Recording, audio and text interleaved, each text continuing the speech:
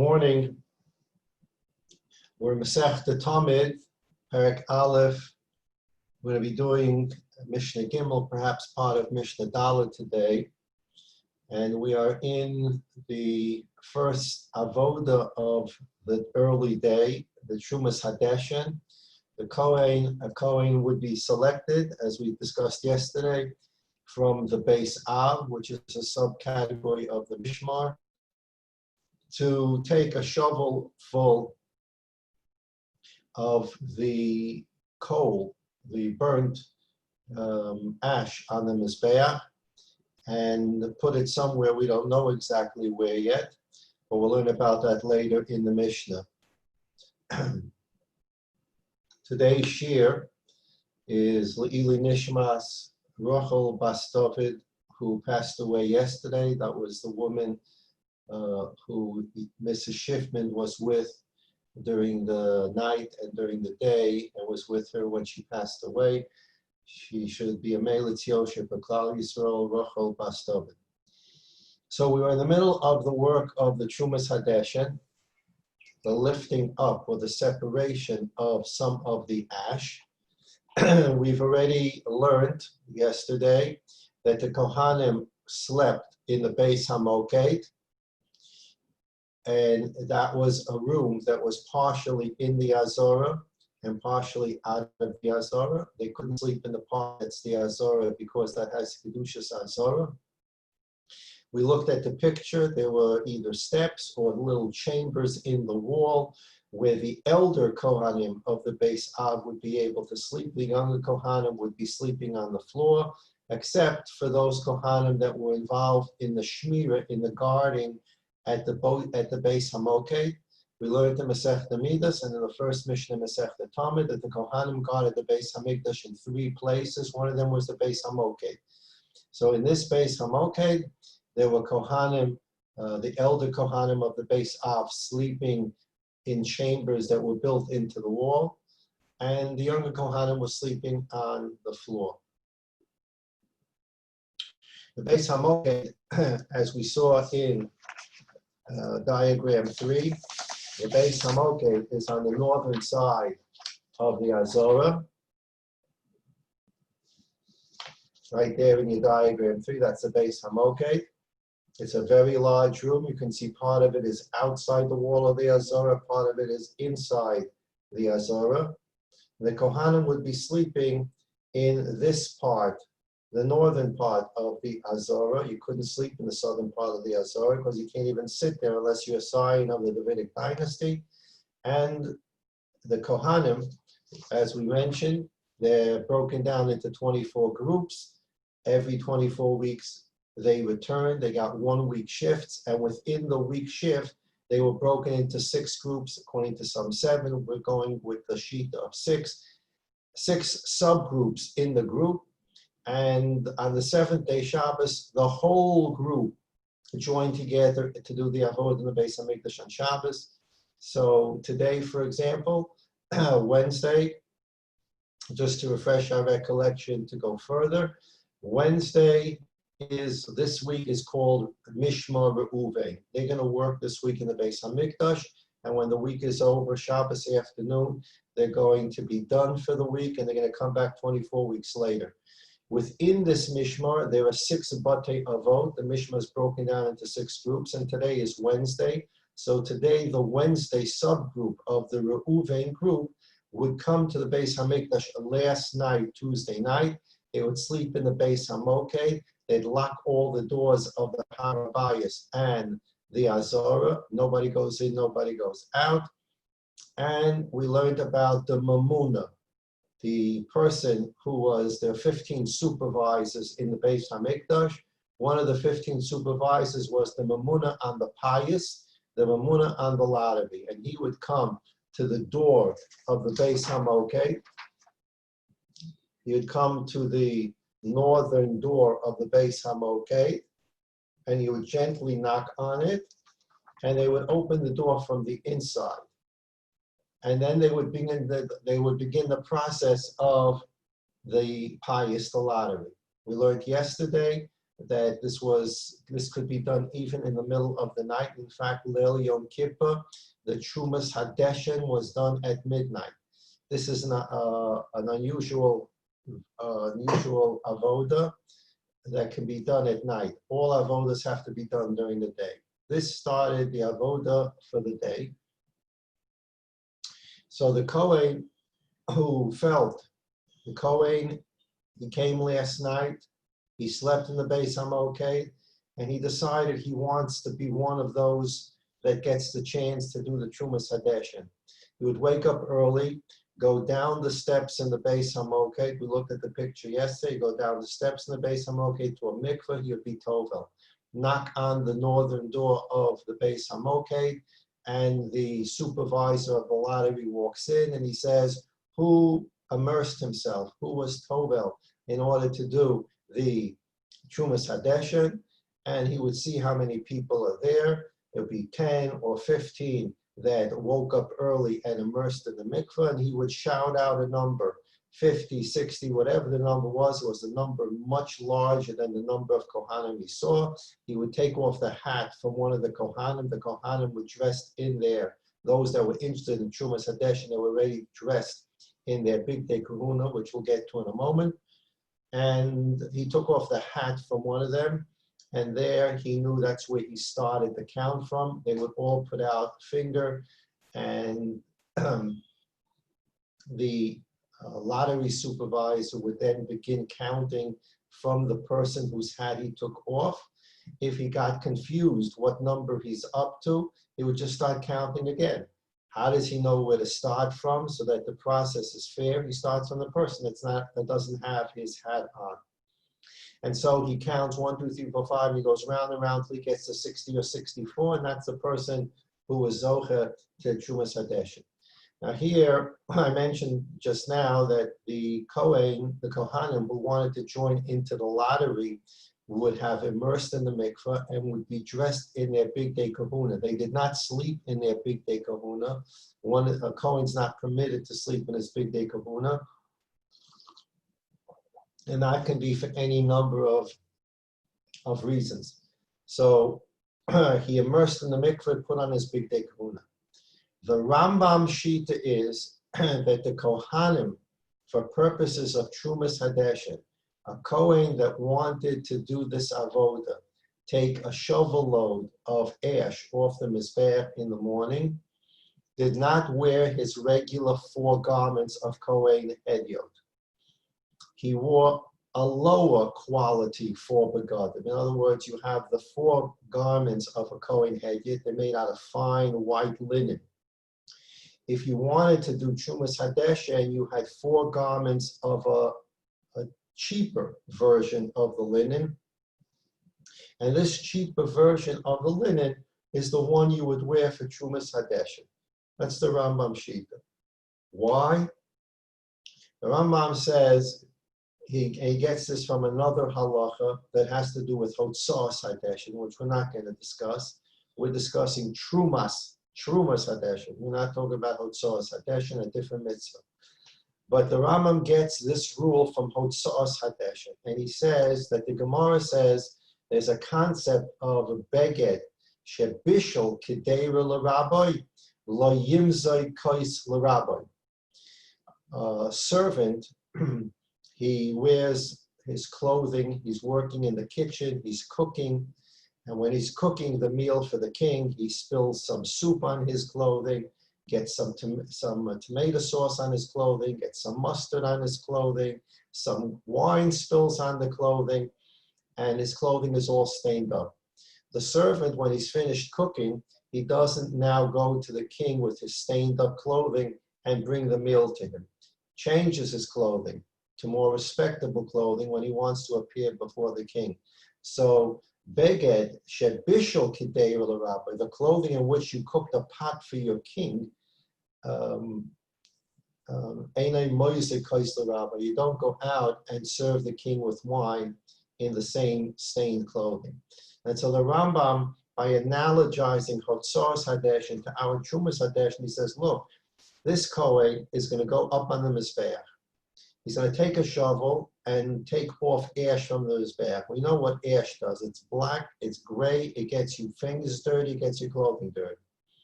So therefore, the Kohen Hedyot, who wanted to do the Trumas Hadeshin, he had a second lower level, a cheaper form of the 4 garments, and with that he would do Trumas Hadeshin if he won the lottery. And once he's finished with Trumas Hadeshin, and that may have resulted in his white clothing getting some black or gray ash stain on him, he would remove those articles of clothing and put on the regular, better, more expensive white linen 4 articles of clothing. That's the Rambam Shita. Rashi Shita is that the Kohen Hedyot who wanted to do the Trumas Hadeshin, he was able to wear his regular 4 expensive articles of clothing, and the concept of Beged Bishul Kideish LaRabbi, the clothing by which you cooked for your master. You don't appear in the same clothing to pour wine for your master. It is a halacha about Hotzos Hadeshin, a different subject, and it is not relevant to Trumas Hadeshin. Okay, that's a machlokas Rashi and the Rambam. What kind of white linen clothing did the Kohen wear when he did Trumas Hadeshin? The Rambam says not his regular 4 articles of linen. He had a cheaper version of the 4 articles of linen, lest he get them stained. And the Rashi says, no. He can wear his regular 4 articles of expensive linen clothing for Trumas Hadeshin.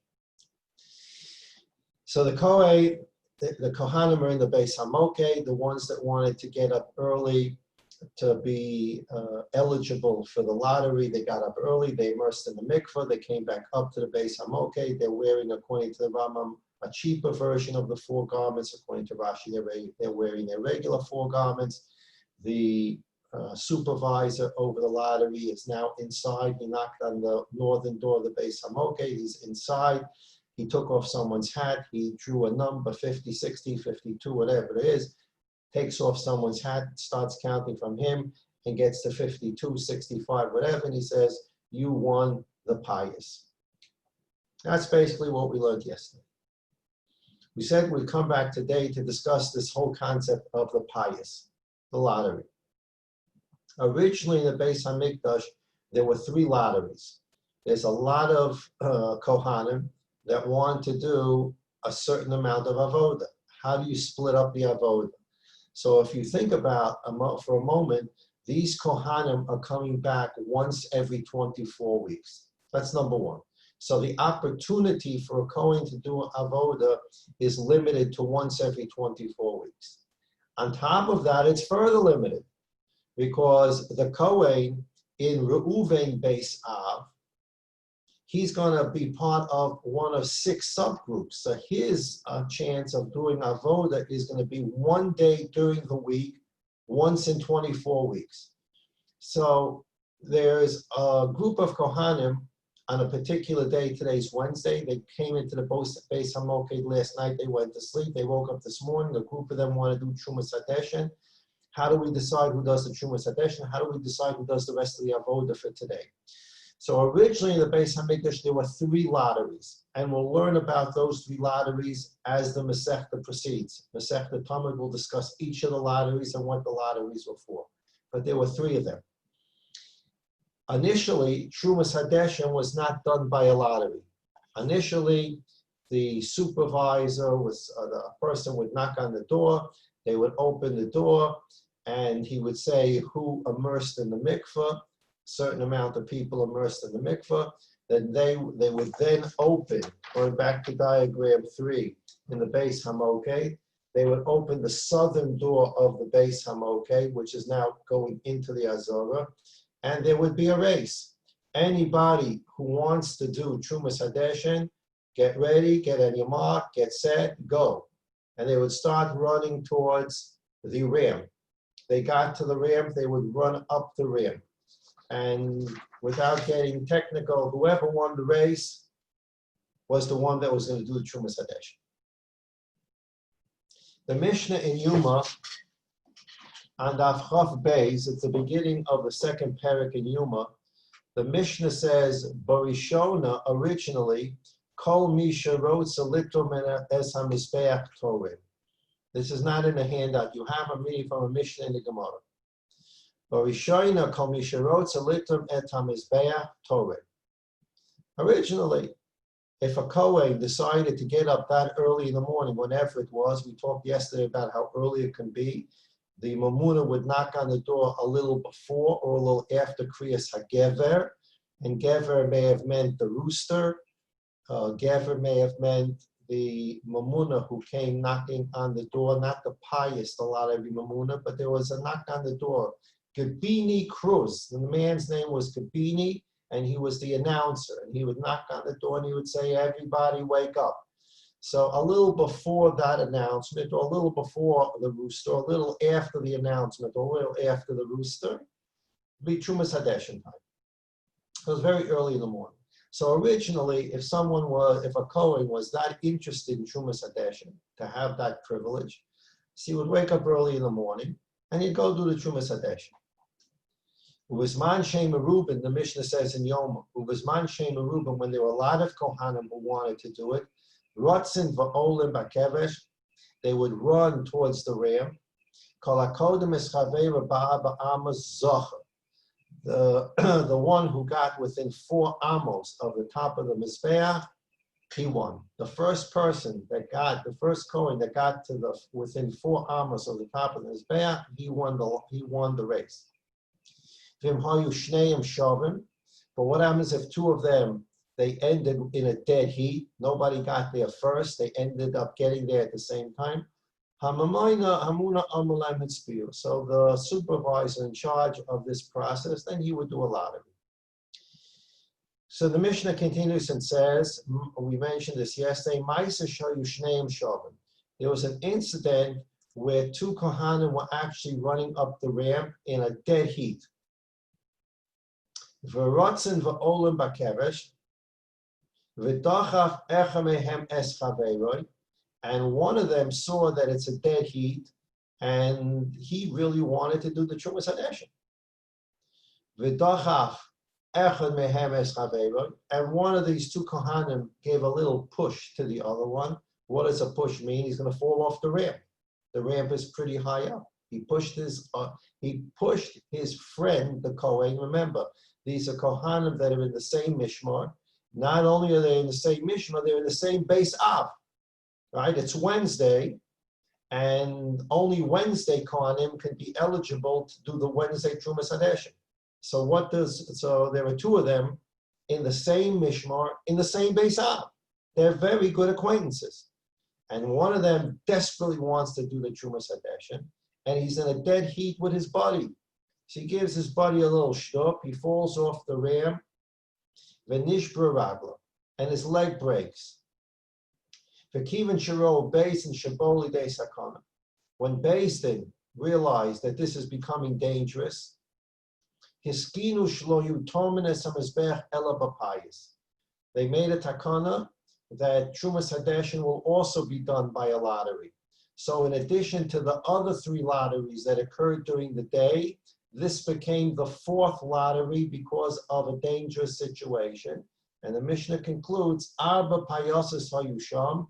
In the Beis HaMikdash, there were 4 daily lotteries, V'zeh HaPayas HaRishon, and this is the first lottery of each day in the Beis HaMikdash, the Payas for Trumas Hadeshin. It's a Mishnah, Yuma Chav Beis Amid Aleph.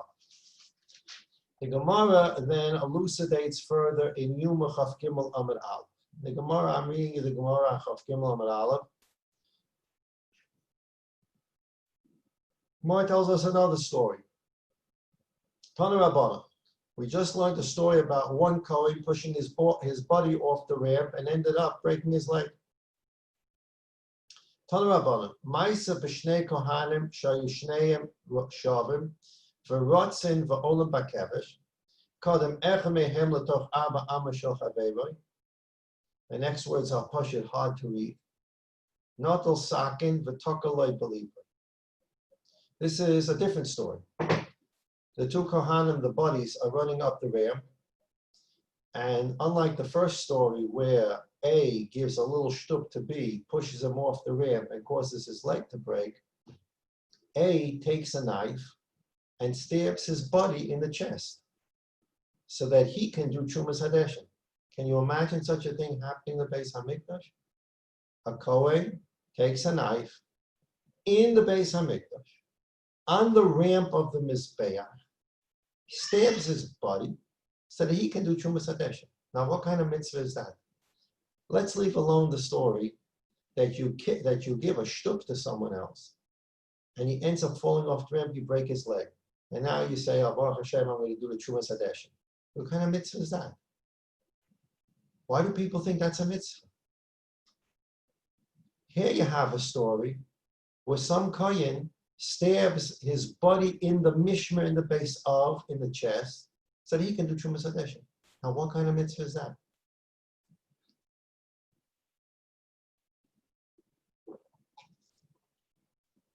So let's start with, and these are the stories that led up to what the Mishnah said. It became dangerous. This whole Maisa with running up the ramp became a danger. We have a story with one person stooping the other person off the ramp and breaking his leg. Now we have a story of a kohen stabbing another kohen. We'll see the rest of the story in a moment. But this is what the Mishnah means, that this was getting dangerous, and they did away with running up the ramp. They instituted a lottery, and this became the fourth lottery in the Beis Hamikdash, the first one each day. Rabbi Yisrael Salanta, we're going to spend a little time on this because it's a very important concept. It comes out of this, it jumps out of this Mishnah. Rabbi Yisrael Salanta spoke a lot and wrote a lot, and his Talmidim developed the idea, specifically his direct Talmidim.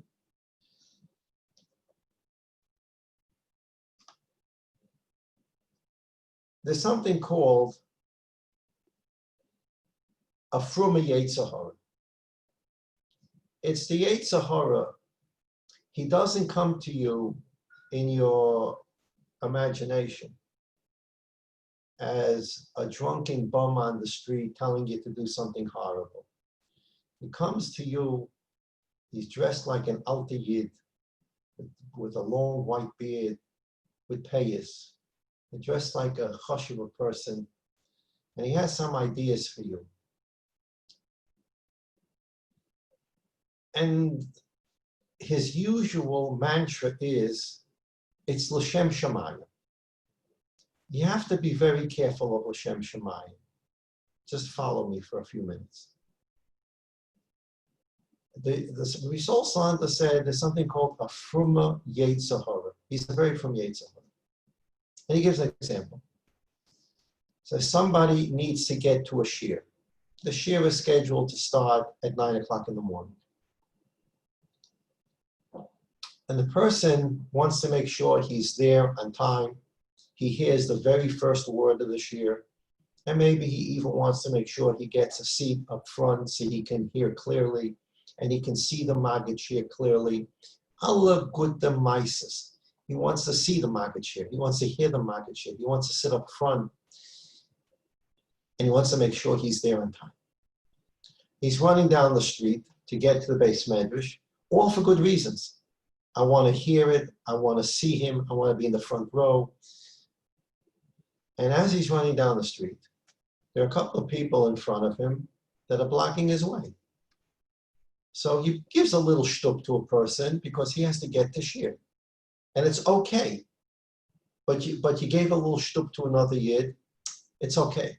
Because by giving the shtup to the other yid, I'm going to get to the shir on time. It's learning Torah. I'm going to hear more words of Torah. I'm going to see the Rosh Hashiva. I'm going to hear the Rosh Hashiva clearly. I'm going to be sitting in the front row. If I have a question, I'll be able to ask it, and I have a better chance of asking that I'm in the back row. Allah gute geschmacke l'shem shamayim justifications for putting your hands on another yid and pushing him. Rabbi Yisrael Salanta says that this is the fruma Yetzer Hara. The end does not justify the means. It's very nice to want to get to shir on time. And it's very nice to want to be in the front row and see and hear the Rosh Hashiva. But on the way doing it, it doesn't mean you can do whatever you want to accomplish that goal. That's a fruma yetzer hara. It's a yetzer hara. It's not the yetzer toiv telling you to push another yid. It's the yetzer. It's not the yetzer toiv telling you to push a yid so you can learn Torah. It's the yetzer hara telling you to push a yid. And then he'll look to you like he's a gewaltige Talmud Chacham, a gewaltige yetzer toiv. It's not. It's yetzer hara. When a person's engaged in avoda, in the Beis Hamikdash, the avoda needs to be done. It doesn't have to be done by you. Those are two different concepts.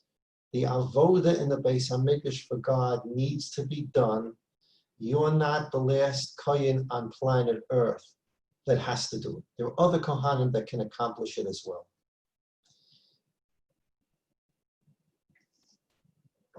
The idea that one Kohen has to push another Kohen, or one Kohen stabs another Kohen, is so foreign to what a mitzvah is that it's not even a mitzvah anymore. Because a mitzvah means you want to accomplish something in the world that the Ribono Shel Olam wants to have accomplished in the world.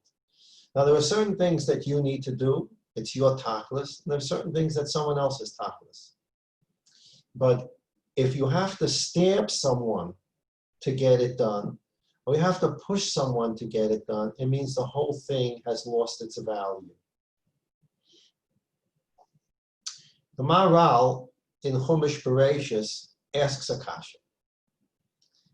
In Parshas Lech Lecha, the Ribono Shel Olam said to Avraham Avinu, "Ve'escha l'goy gadol, v'avarechecha, v'agad l'shmecha." I'm going to do great things for you when you go to Eretz Yisrael. And one of the things the Ribono Shel Olam promised Avraham Avinu was that he would become a wealthy person, become very wealthy. We move further into Chumash Bereshis, and we have the Maisa with World War I. The 4 kings against the 5 kings. Lod is captured. Avraham Avinu goes to save him, and Avraham Avinu defeats the 4 mighty kings, the 4 superpowers of the then civilized world. Avraham Avinu gets his army together, or Eliezer, Eved Avram, and they go out and they defeat the 4 superpowers.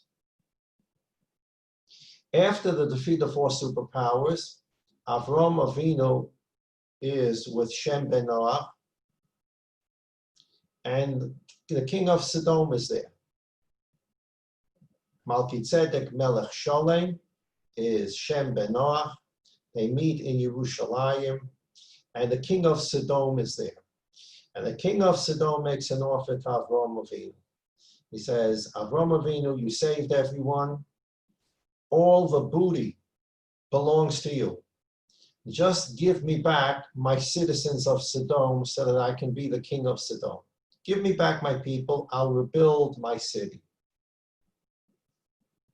You can keep the money. Avraham Avinu says to Melech Sodom, "Imichut v'atzrof nal v'imekach mikol asher loch lo toimer ani hasharti et Avraham." I'm not taking anything from you.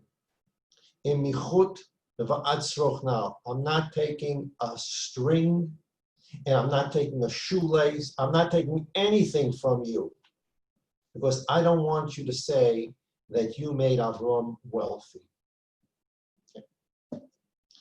The Maharal asks a very simple question. God, earlier in Avraham Avinu's life, told Avraham Avinu, you're going to go to Eretz Yisrael, I'm going to make you very wealthy. And here there was the World War I. Avraham Avinu defeated the 4 world superpowers. And the Melech Sodom says to Avraham Avinu, keep all the booty, it's yours. Now maybe that's the wealth that the Ribono Shel Olam promised Avraham Avinu. The Ribono Shel Olam said, I'm going to make you very wealthy. The Ribono Shel Olam did tremendous miracles for Avraham Avinu. He defeated the world superpowers. Melech Sodom says, keep all the booty. Now I'm going to become a wealthy man. I know that that which the Ribono Shel Olam told me several years ago, that he would make me wealthy, he's making me wealthy. The Melech Sodom is giving me all the assets, possessions that were once owned by the people in Sodom. It's not mine. I'm a wealthy man. God's kept his promise. Why did Avraham Avinu say to him, I'm not taking a string, I'm not taking a shoelace? Because you shouldn't be able to say you made Avraham wealthy. Who cares what he says? Baruch Shalom sent you this wealth, and the Baruch Shalom said he's going to make you wealthy. Here it is, take the wealth. So the Maharal says that Avraham Avinu understood that the Baruch Shalom was blessing him. Blessing him. I'm going to make you wealthy. And wealth that is accumulated by a person, the Maharal says, through the fall of another person, it may be wealth, but it's not the way God would bless a person. When God wants to bless a person with wealth, it comes through the person's success, a good business, a good idea. It comes through in an environment that is full with happiness and blessing. So when the Rebbeinu Shalom blesses Avraham and says, I'll make you wealthy, if that wealth is coming out of a world war through which the king of Sodom almost died, and he just wants to say, take it all and leave my people, that's the whole picture here is not a happy picture. It's part of a world war picture. It's part of a defeat of nations picture. The Rebbeinu Shalom wants to send wealth to Avraham Avinu. It's going to be in the most beautiful way where nobody has to suffer as a result of the bracha. And that's the way the Rebbeinu Shalom sends bracha to the world. It's the person's bracha, not at the expense of someone else. These things do happen in the world. Somebody gains at the expense of someone else. And the Rebbeinu Shalom makes those things happen as well. But in terms of the ultimate bracha, the Rebbeinu Shalom sends ultimate bracha to a person where it's enveloped in simcha, sasa. It's in such a wonderful, pleasant way that nobody's suffering as a result of the person becoming wealthy or some other bracha coming to it, because God's bracha is bracha from all angles and from all directions. And that's God's bracha. And that's God's mitzvah. A mitzvah is enveloped in a sense of avodas Hashem from all directions, from all angles. If you have to push another Jew to get to do the mitzvah, kal v'chomer, if you have to stab someone, it's pushing out a mitzvah. And let's remember what we learned at the end, we repeated at the end of Midos, but we learned that during Maseches Midos, that any piece of steel that touched a stone of the Mizbeach, the stone of the Mizbeach became puzzle. You had to remove the stone. Forget about cutting stone. You were not allowed to cut stone on the Mizbeach at all. We learned about the special stones that they used to erect the Mizbeach. They were not cut. Complete stones from the time that they were found until the time they went to the Mizbeach. They weren't cut, they weren't sized. And we learned about how we built the Mizbeach that way. You weren't allowed to cut the stone. But a stone that came into contact with steel, you didn't cut it, just a piece of steel touched the stone before it was built into the Mizbeach.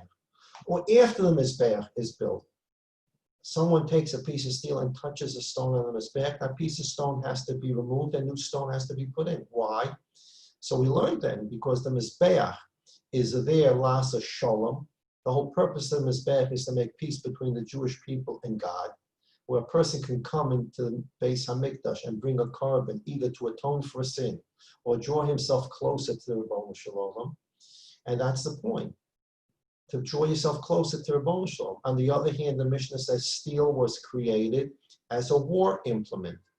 So a war implement should never, ever touch, not forget about nick, it should never touch the stones that are there to create a closer relationship with the Rebbeinu Shalom. So we have a Kohen, he's on the ram, he's going up to the Mizbeach, to a place where steel can't even touch, because the whole environment here is peace. The whole environment is to show your close relationship with the Rebbeinu Shalom. And a Kohen pushes his fellow Kohen off the ram, or he stabs his fellow Kohen with a knife, a piece of steel that can't even touch the Mizbeach. Where does this happen? And how does this happen? Take a look for a moment. I didn't send it out as a handout. We'll read it quickly before we go back and learn some Mishnah for today in Midos, in Tamid. The Chazon Ish in Sefer Emunah and Bitachon, it's in chapter Yud Gimel.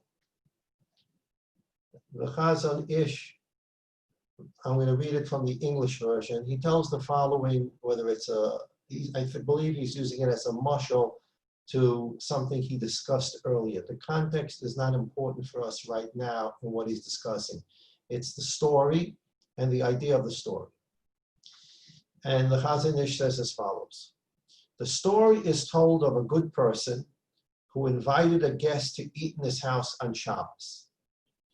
The other members of his household were already looking forward to greeting the guest, for they too love guests. So the children, the wife, they're very excited Friday night. They're going to have a guest. They love to have guests. They're waiting for Papa to come home with the guest from shul. But the person in charge of organizing the hospitality in that town did not know of the good man's invitation, and he sent the guest elsewhere. In the olden days, sometimes you still see it in shul, people walk around when a gabbai will walk around the shul, and he'll see a face that he's not seen before in shul, and the minhag was, and sometimes again you see it today, the gabbai will go over to the person and say, I've not seen you here before. What's your name? Do you have a place to sleep tonight? Do you have a place to eat your Shabbos meals? And this gabbai went over to this person in shul who was supposed to be the guest of this family.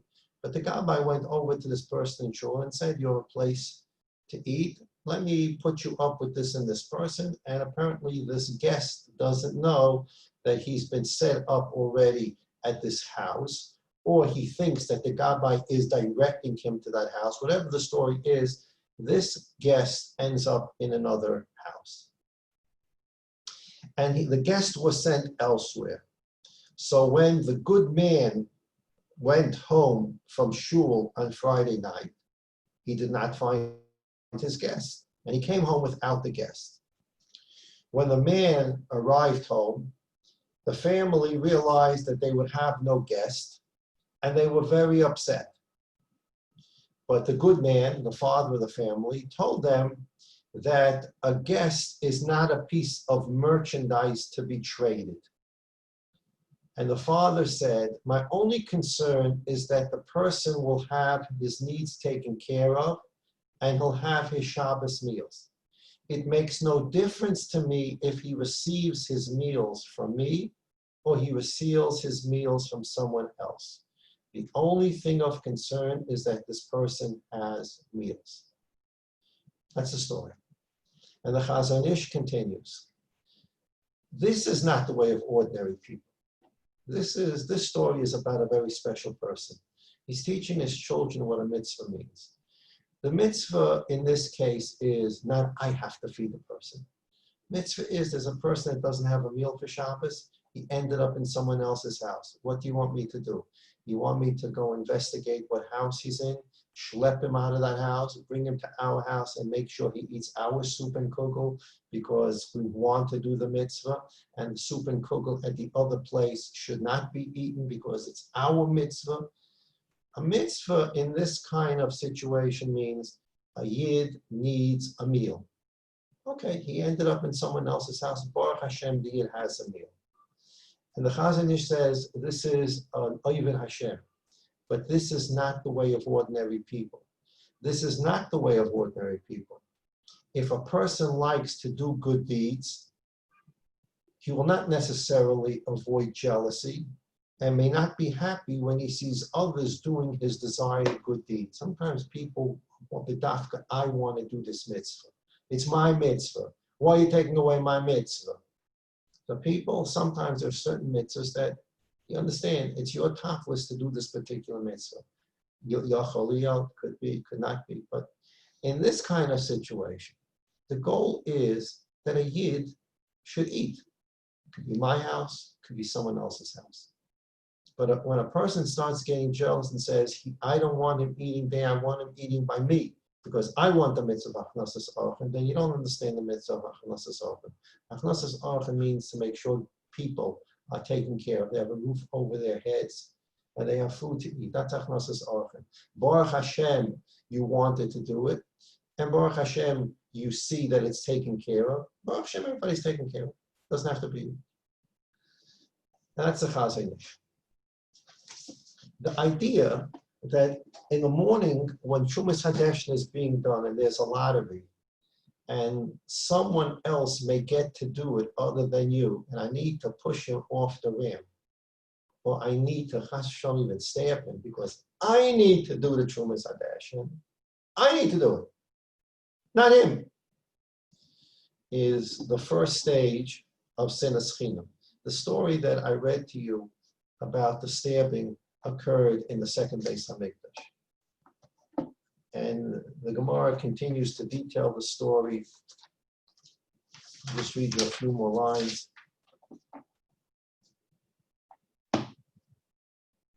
Amad Rabbi Tzadok, after the stabbing occurred on the ramp of the Mizbeach, Rabbi Tzadok got up. Rabbi Tzadok lived at the end of the second at the end of the second Beis Hamikdash. We know about Rabbi Tzadok from Masechta Gittin. He's the one that fasted for many years so that to try to avoid the destruction of the Beis Hamikdash. Amar Rabbi Tzadok al Malos Ha'ulam. Rabbi Tzadok stood up on the steps of the Ulam. It's not the Ulam that we're familiar with. He stood up on a high place in the Beis Hamikdash. But Amar, and he said the following. Remember, keep in mind the picture here. We have a Kohen with a knife who just stabbed another Kohen. And this Kohen is laying bleeding on the ramp of the Mizbeach. And Rabbi Tzadok gets up and says, Achenu Beis Yisrael, my brothers, the house of Israel. Shimu, listen to me. Harehu Omer, the pasuk, it says in the Torah, Ki motzei chalal ba'adama v'yatzu zakeinecha v'shovtecha. The famous parsha of Egla Rufa in Devarim, where you find a body between two cities and you don't know where the murderer came from. So there's a process. You bring a calf to a place, to a certain place, a desolate place, and you shech Egla Rufa, and then the Sanhedrin says certain things. Yadeinu l'shafchos damazeh. It's a whole process of Egla Rufa. You don't know who the murderer is, and the body's found between two cities. Now, what does this have to do with this case? This is the Beis Hamikdash. It's not between two cities, and we know who the murderer is. The Gemara will discuss that in a moment. So Rabbi Tzadok gets up and says, we know when there's a body found between cities, we don't know who the murderer is, you bring an Egla Rufa. And so says Rabbi Tzadok, I have some questions here. Anu almi lahavi egla arufa. Who should we bring this egla arufa for? Al ha'ir, because the egla arufa has to be paid. This calf has to be bought with public money. Who's going to pay for it? Should we start the collection in the whole city of Jerusalem? After all, the murder occurred in the Beis Hamikdash, which is in the city of Jerusalem. Maybe we tax everyone in the city to collect money to buy the calf. Oh, al ha'azaros. Or maybe we only tax the people inside the Azor of the Beis Hamikdash. That's where the murder occurred. Ga'u kol ha'am b'bchira. Everybody starts crying when he asks these questions. Ba'oviv shel tinok, the father of the child. The child here means this young Kohen Gadol who's bleeding to death on the ramp. The father, the Kohen's father, who himself is a Kohen, he enters, he finds his son is not dead yet. His body is still shaking and moving. Amar, and the father said, Hareu kaparaschem, v'adayin b'ni mafarper. My son should be a kapara. His death should be a kapara for all the sins of the Jewish people. V'adayin b'ni mafarper. And my son is still moving. His body is still moving, so he's still alive.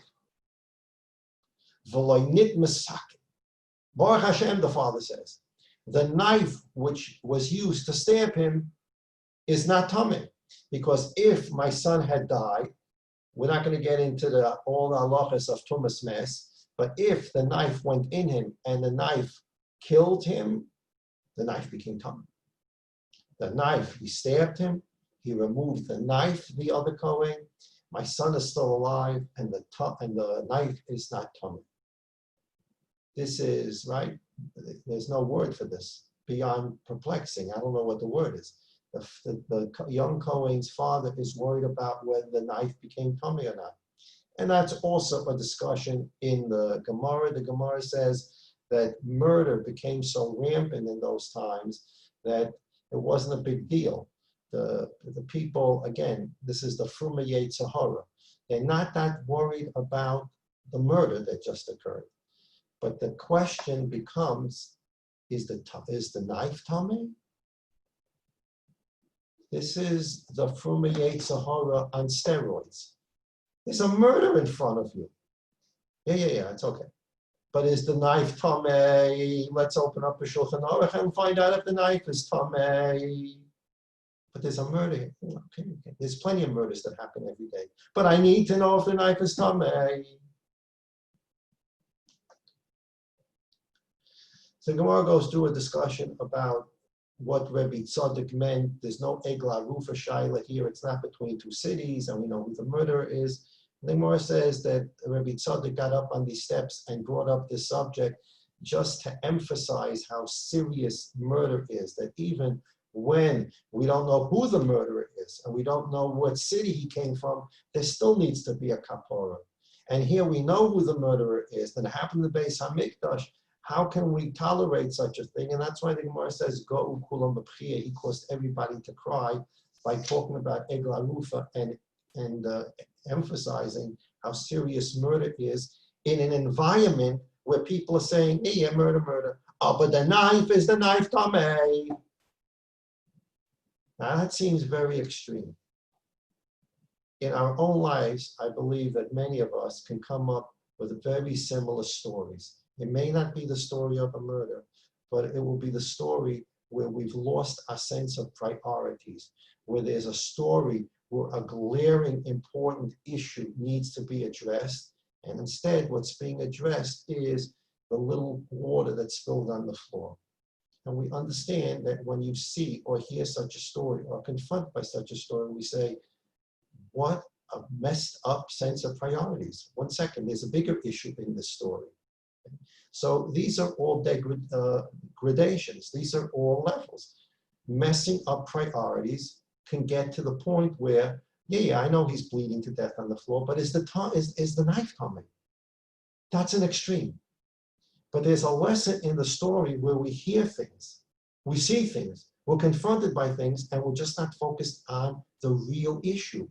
We get sidetracked by little things on the side, and we never decide to deal with what the real issue is. We get sidetracked by all the peripheral parts of the story. Okay. So that's the history of the pious for the Trumas Hadesha. Let's learn a few lines in the Mishnah for today.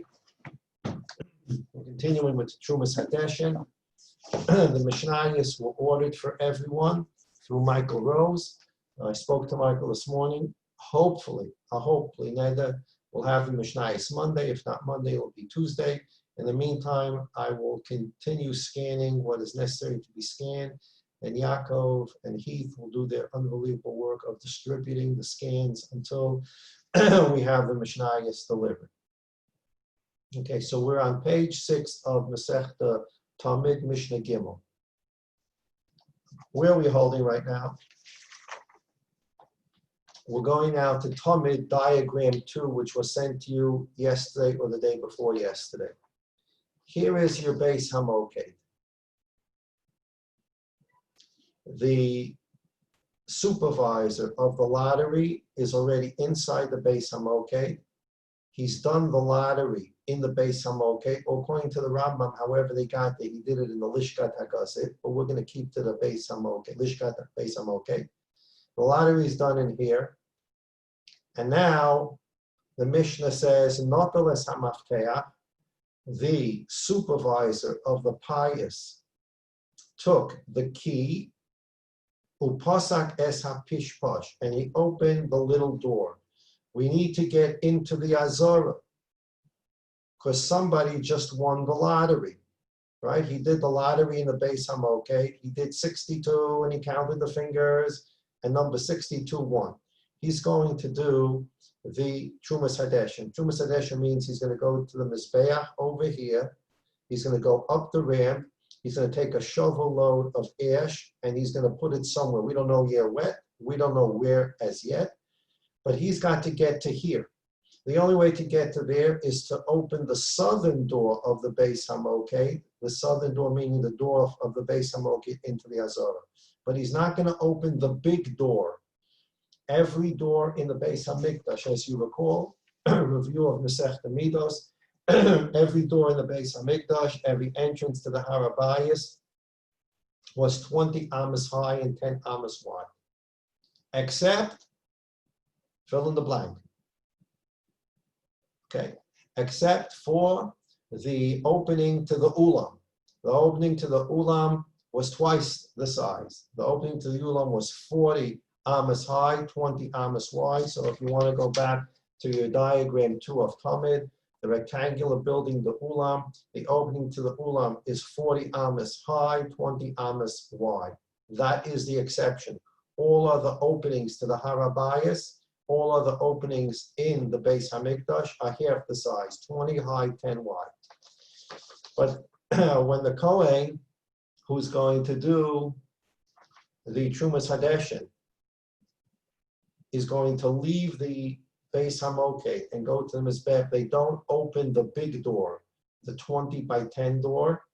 In that big door, there was a pishbosh. A pishbosh, we learned about this in Maseches Tamid. There was a little door built in the big door. Lahavdil elef alfei abdolas. I just want to give, we had a picture of this, but just for the sake of a mushal, in old houses, they would have, maybe they still do it, you have a door that went to the outside. Then they would build a little door at the bottom of the big door, and it would be a swinging door. And if a person had a little dog, the dog would run in and out of the house through that little door at the bottom. So there was a big door where you opened it up for human beings, and had a little swinging thing at the bottom, a little door.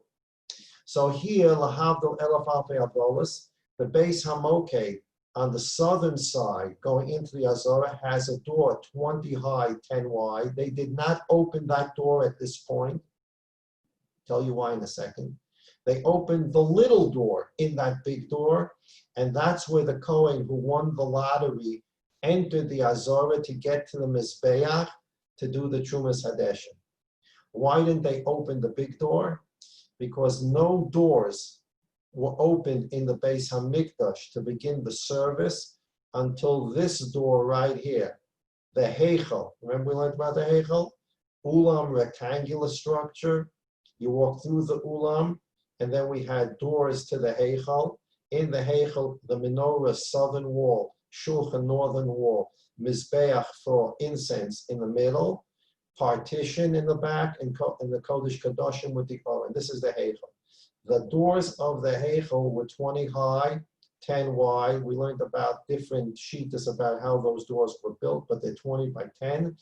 Those are the doors that are open in the Beis Hamikdash, after which all the other doors get open. We're not ready yet at this point to open the doors of the Heichel because it's a very early morning. It may even still be dark. So we're not opening any doors yet. We open the doors when we're ready for Avoda, and Avoda is during daytime. So we're not opening the door of the Heichel, and therefore not opening any other doors. But we need to get this Kohen who won the lottery to the Mizbeach to do the Trumas Hadeshim. So instead of opening the big door on the southern wall of the Beis Hamoked, which we don't want to, no doors are to be opened. So there's a little pishpash, a little small door in the big door, and that we open, the coin goes through it and gets to the Mizbeach. So that's what the Mishnah is describing on page 6. Mishnah Gimel, Notelas HaMaftech Upasach Es HaPishpesh. He opened the southern door of the Beis Hamoked and opened this, he took the key and opened this little door. V'nichnas miBeis Hamoked LaZorah, and the Kohen who is going to win the lottery goes out of the Beis Hamoked into the Azara. V'nichnasu acharav, and the other Kohanim who slept in the Beis Hamoked, right, the base Av for Wednesday, are now going to leave the Azara. They're going to leave the base Hamoket, and they're going to follow him, but they're not going to go to the Mizbech to do Shumas Hadeshin. That he's going to go off by himself. We'll learn that Mi'achem tomorrow. He's going to go by himself to do the Chumas Hadeshin. But the other Kohanim follow him into the Azara.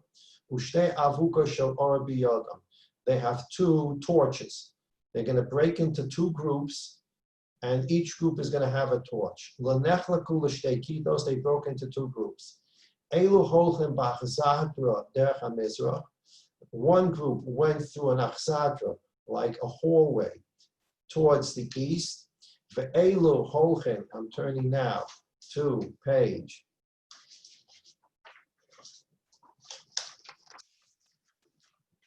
It should be page 7. Ve'elu holchem b'achsadra derech hamara. I hope you have page 7. At any rate, we'll do it in the picture. And the second group walks through this hallway to the west. Hayubokin v'holchen. The two groups would inspect these quote-unquote achsadra, these hallways, ad shemagim l'mkom beit otei osei chavitin, until they got to the room where they made the chavitin. What happened here? If you take a look at Tamid diagram 2, they left the base Hamoket. I'll describe the hallways b'lineda tomorrow, but there were little hallways which were built simply with poles and a roof above it all around the Azara. So when they left the base Hamoket, we're not talking about the Kohen that's going to do Chumas Hadeshin. He's going to go straight to the Mizbeach by himself. The other Kohanim broke into two groups. They walked out of the base Hamoket. One group turned to the left and one group turned to the right. Each group has a torch. One group is walking towards the Mizrach. And they're walking all around under this hallway, which you can't see in the picture. They're walking underneath. They're going to the east. They get to the eastern wall of the Azara. They make a turn. They're walking against the eastern wall of the Azara. They make another turn. They're walking across the southern wall of the Azara. They make a turn when they get to the western wall. And they walk behind the back of the Kodesh Kadoshim. And they're going to get to the base Osei Chavitim. Okay. So they have, you follow the arrows, they're coming out of the base Hamoket. Okay, there's some arrows going east, and they make a complete circle. And where they want to get to is right here, base Osei Chavitim. Remember, we learned this is the Ezras Noshim, 15 steps to get you to Sha'ar Nikanor. On the right side and the left side of Sha'ar Nikanor, there were two rooms.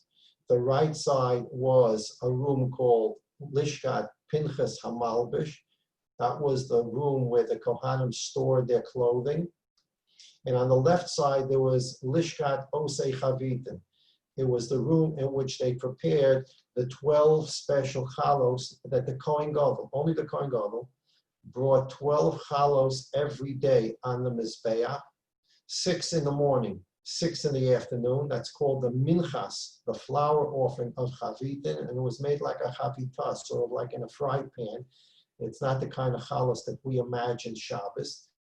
It's flour, water, oil, seared, and those 12 chalos were prepared lishkas, minchas, chavit, osei chavitin. So again, a group of Kohanim, one group left the base Hamoket and walked eastward. And they're continuing walking, gotta get my arrow straight. They're continuing, I'm sorry. One group is walking this way, and they're walking to the west. As you can see, follow your arrows. They're walking to the west. they come behind the Kodesh Kadoshim, between the back wall of the Azorah, the back wall of the Kodesh Kadoshim, back wall of the Azorah. We learned there's 11 amos between the back wall of the Kodesh Kadoshim, the Heichal, and the wall of the Azorah. They continue walking. They come right across here, and they get to the room where they make Chavitim. The other group of Kohanim, if you follow your arrows again, instead of making the turn this way, they made a turn this way. And they had a much shorter route. They left the Beis Hamokeh, they walked a short route. They're at the room where they made Chavitim. So depending upon whether you made a left turn or a right turn, this path is a long path around the Azorah until you got to the room of Chavitim. And if you made this turn, you walked almost immediately to the place of Osei Chavitim. And that was the meeting place. Now, why did they go all around here in two groups? It says, bodkin v'holchin. They would be bodek the entire area of the Azorah to make sure that all the kalim that would be needed for that day's avodah would be ready and in place. We don't want in the middle of the avodah someone to say, I don't have a knife, or I don't have a mizrah, or I don't have a machta, or I'm missing this, or I'm missing this. Can someone go to the storage room and get me something? That's not the way the avodah works in a palace in Kal V'chomer. It's not the way it works in the Beis Hamikdash. So in the morning, very early morning, two groups of Kohanim, each group with a torch, is going to make a circle around the Beis Hamikdash, around the Azorah. They leave the Beis Hamokeh. One of them makes a long trip around this wall. The other makes a shorter trip around this area. And they're checking to make sure, and again, they're walking another hallway, which we'll describe tomorrow. And they both groups meet at this chamber where the Osei Chavitim are going to be making the Chavitim. The Kohen Gadol doesn't have to make these things, but there are Kohanim that are in there that are going to make it. That's where they meet. And what do they say to each other when they meet? Ad shemagiim l'mkom Osei Chavitim, until they reach the place of the room where they made the Chavitim. Higiu elu v'elu, the two groups met there. Amru, they said, Shalom, hakol shalom. Group A said to Group B, Shalom, hakol shalom, greetings. Is everything in its place? In other words, the part of the Azorah that you examined, greetings, did you find everything in its place? Amru, and they answered, Shalom, hakol shalom. Yes, we found everything in its place. And then the other group would say, Shalom, hakol shalom. Did you find everything in its place in your tour? And say, yes, we found everything in its place. So the two groups would meet at the Osei Chavitim and confirm for each other that all the kalim are ready, inspected, and in place to do the avodah for that day. Hamidu Osei Chavitim lasos Chavitim. And those who are in the room of the Osei Chavitim, diagram 2, Tamid, the place where they all met and confirmed that all the kalim are in place. The Kohanim who were in charge of making these chavitim for the Kohen Gadol, the 12 chalos, were inside this room, and they began the process of making these chalos. Okay, that's Tamid, Perek Aleph, Mishnah Gimel. We'll talk about Bli Neder tomorrow, the hallways that I've been describing under which they walk to examine and inspect the Beis Hamikdash, the Azorah, to make sure that all the kalim are in its place.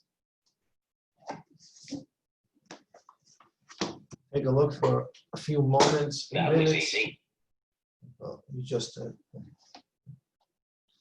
don't know if you heard what just was sounded. You may have heard on, someone said that was easy, and that's what you heard, that was easy.